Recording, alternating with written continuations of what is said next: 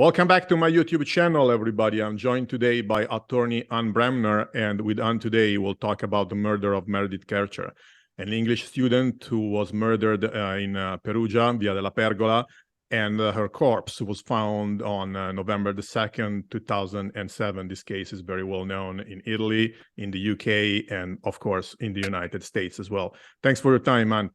Thanks for joining me today. Thank you.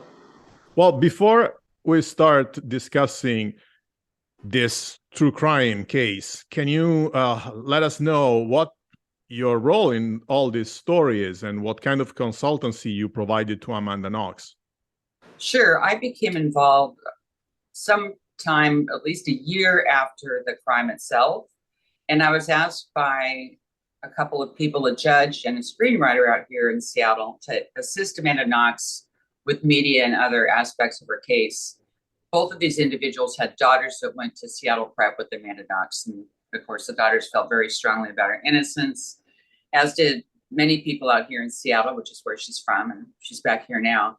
And so I was a spokesperson and counsel for the Friends of Amanda Knox. That was an advocacy group out here for her, but we also did quite a bit of work in the media to basically champion the cause of her innocence. And she was acquitted in 2011. So let's start from the very early phases. So what happened is that Amanda, with her Italian boyfriend, Raffaele Sollecito, found that the apartment that Amanda was living in had been burgled, and they called the Carabinieri. Instead, the postal police arrived, and they made a mess of the crime scene. So can you tell us what happened in those phases and what impact the mistakes they did on the crime scenes had?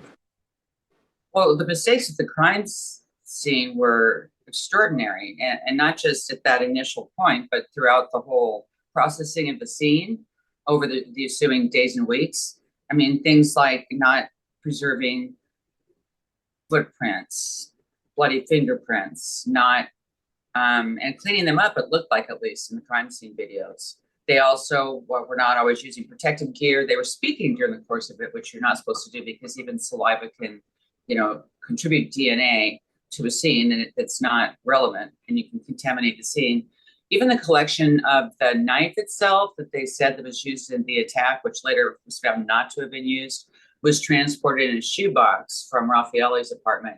And I could go on, but it was extraordinary to watch those quote unquote CSI tapes from the Amanda Knox case and kind of compare it to what I know as an ex-prosecutor here in the Northwest, and also as a civil attorney dealing in cases with forensic evidence.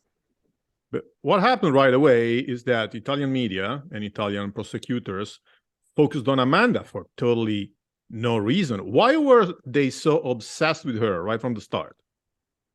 Well, I call it a case of cartwheels and kisses because they said she did cartwheels in the police station, which she denied. She said she was stretching, and then she was kissing her boyfriend outside the murder house, Raffaele. But if you look at the next frame of the pictures that show that, they look despondent. So the idea was she's acting in a very inappropriate way. And because of this, we think that she must have been involved. She went out for pizza, of course she had to eat. She went shopping for underwear. They said that she was whispering sweet nothings to Raffaele when they shopped for lingerie, and that's actually not true. But her house was a murder scene. It was closed off. So she had to go out and get certain essentials. And by the way, you have to eat. So that kind of activity was quote unquote suspicious especially to the prosecutor, Mignini. Well, obviously, if you live in a house and that house all of a sudden turns into a crime scene, you have to buy your new clothes, and of course, you have to buy underwear at a certain point because you don't. That would be like the first thing, probably, right? I mean, but every single thing that she did was deemed to be suspicious, when really every single thing she did was really consistent with innocence. Well, there's something else about the crime scene that strikes me. The corpse was covered with a blanket. Probably the killer did that. So what does the covering of the corpse tells us about the killer? Well, what it doesn't tell us is what the prosecutor concluded. And he said that a woman had to have committed the crime because only a woman would cover up the corpse with a blanket. And that's just not true. I mean, the fact of the matter is she was pretty much covered up. You can see her foot, I think, in some of the pictures, but it was really relatively meaningless, even as meaningless as saying there were multiple assailants when there was no evidence that there were. Well, and there's something else that strikes me that is something that I've never heard in any other murder case. That is that they found unflushed feces in the toilet. But why did the killer leave his own feces instead of flushing them down? Because they can only bring attention, first off, because of the smelling, of course, but it can also provide DNA samples. Yeah, that was extraordinary. I've never seen that either in a murder case. And I guess when you couple it with what he said and did after the fact, you could maybe conclude he wanted attention and wanted to like leave a really horrific mark on the scene. He did allegedly confess on Skype. You know, he left his own physical evidence there at the scene. He attempted to escape from the jurisdiction, which is evidence of guilt. Everything pointed to Rudy Gaudet as the guilty party. And so maybe that was just his, you know, calling card, so to speak, to soil the scene, because it was a very brutal murder and attempted sexual assault and robbery. And there was also evidence he'd been seen with knives before and had some acquaintance with the boys downstairs. Can it be that he didn't flush the toilet to avoid the noise? That's a good point. Yeah, I mean, it could be because Meredith had been out to dinner with friends, of course, and come home and retired. So presumably she'd gone to bed, you know, by the time she was assaulted. So that's an excellent point. He could have done that to be able to be stealth and creep up on her without her even waking up, and where he could attack her, basically unscathed by her.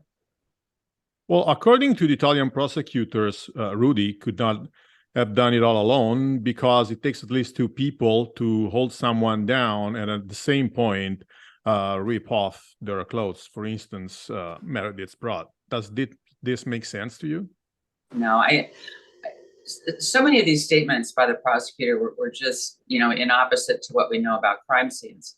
Think about every single case, especially here in the US, where a single woman is attacked by a single man in their home or apartment or on the street or anything else, and raped and murdered, and the clothes, you know, are torn off or whatever else. It doesn't take two people, you know, to do that. And by the way, it doesn't, you know, putting a blanket over the body doesn't make this a female, you know, based crime. And then finally say that there were multiple assailants in some kind of satanic ritual. That wasn't based on any evidence either. There was a single killer, and it was Rudy Gaudet. Moreover, if you consider how big, tall, and strong that guy was. Yeah, I mean, I'm sorry to say that this happens all the time around the world, that women are assaulted and raped and often killed, you know, by one assailant. Well, another thing that I found like bizarre was that they said that they found Amanda's DNA on the knife, and that was kind of suspicious. But she had been using that knife to cook at Raffaele's house. So how can they say something so silly? Exactly. And at the end of the day, when they appointed independent forensic experts, remember on the appeal, on the de novo appeal, the finding was that wasn't her.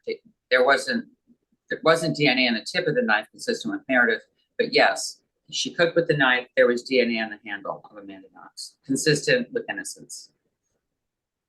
Well, you already mentioned some of the unexpected things that Amanda did on the days after, and probably the most unexpected things she did were at the police station when she was waiting for her interrogation. She did something like doing a cartwheel or something like that.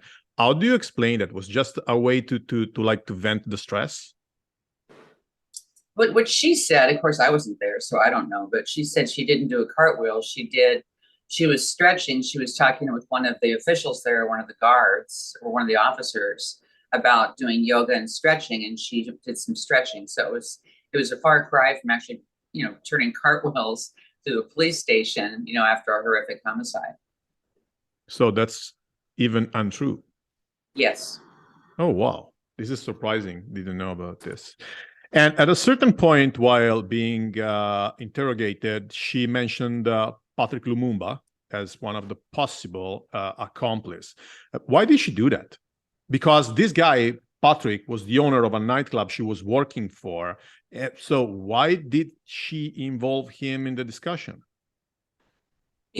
Because of this, and this is again according to Amanda, she said that during the interrogation, which by the way was lengthy and coercive, she was told that there was some kind of a hair consistent, some type of negroid hair, and she had to know who that belonged to.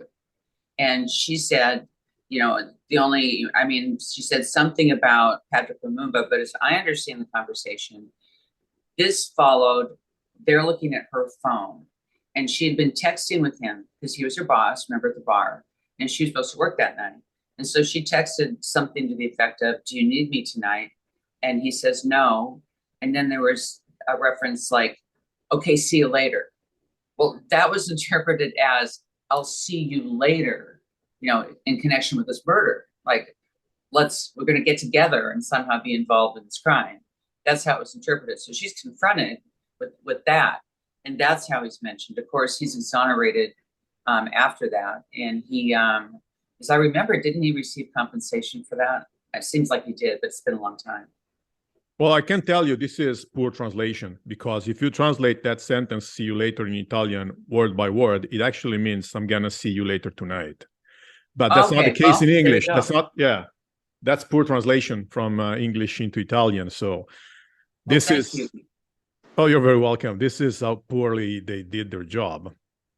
Yeah, I mean, I think the thing, people say that all the time, "See you later," you know, "see ya," yeah, "see you later." So it was completely, you know, different than that's interesting what you say. And so that makes more sense. They're like, you know, honing in on that phrase, thinking there's involvement.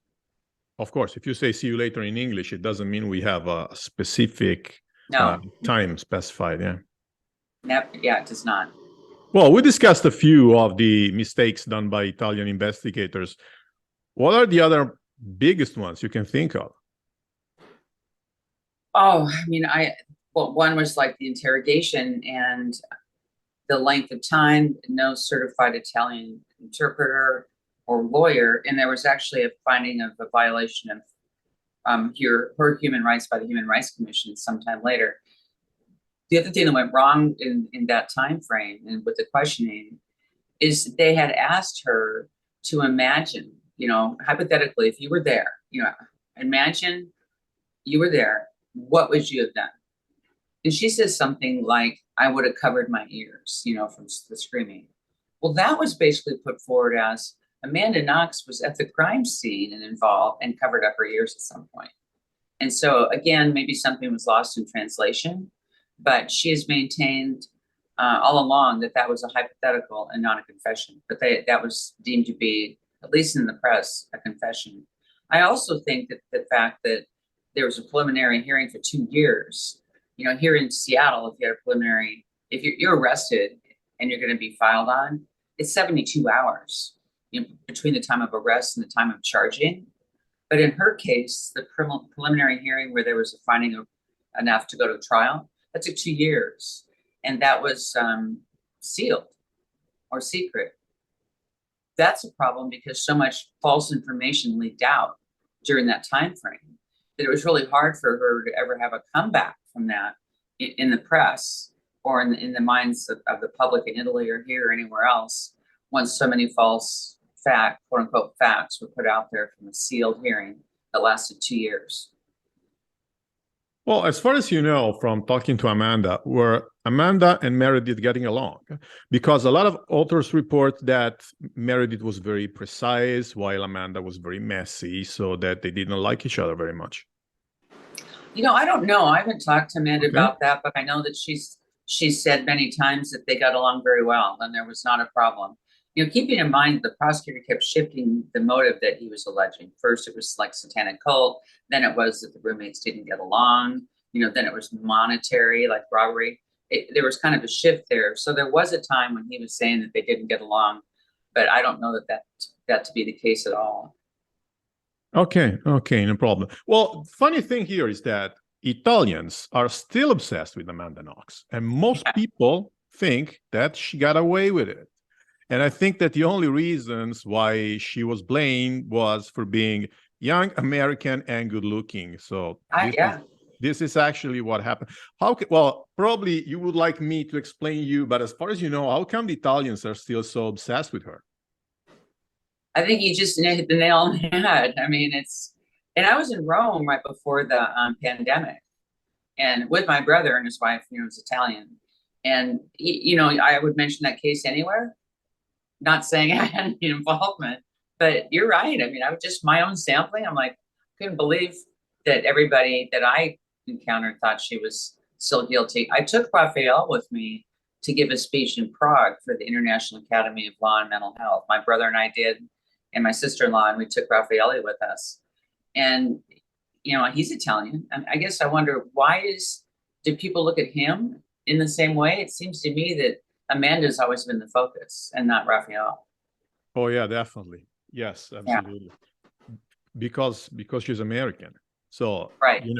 It makes a perfect conspiracy theory to have an American in between, inside the story. Right. That's why. I think my brother and I wrote a book. It's called Justice in the Age of Judgment. And we talk about Amanda's case and a lot of other cases that are high profile, and the media's influence and social media's influence on these cases. But with Amanda's case, we took it and used a lot of the headlines that were out there, during the course of her case and what was being said, about her, from the UK tabloids to, press all over the world. But when she was acquitted, the headline was that she was convicted. It's like it went out that she was convicted. And I thought, wow, that's interesting, because we were watching it live, from here in Seattle. And from what we saw, she was acquitted. But that what we do in the book is kind of trace that hers was the first international internet crime case, when you think about it. Yes, he hadn't had a case, right, really, that had just gone up viral on social media, and it was Amanda Knox. Also because it involved students, which usually attract a lot of attention. And also you have an international case here because you have Italy, the UK, and the United States. That's why it's so fascinating for the press. Exactly. And out here, well, of course, you have a great thing in your system, which is if you're convicted of a crime, you can have a trial de novo. I mean, an appeal is kind of a do-over. And that's why she had those experts testify or submit reports. In the US, that doesn't happen. If you're convicted, you can raise legal issues, but you don't get to start all over again. You don't argue your case all over again. But what was great in her case is the judge appointed independent experts, and they said that the evidence gathered in the case was compromised, contaminated, and inadmissible. And then she was acquitted. And that's a great explanation of what happened. Well, many thanks for your time, and I think you gave a very good explanation to my viewers of what happened in this very tragic murder case. My pleasure. Thank you. Thanks everybody else for watching this, and see you all next time. Bye-bye.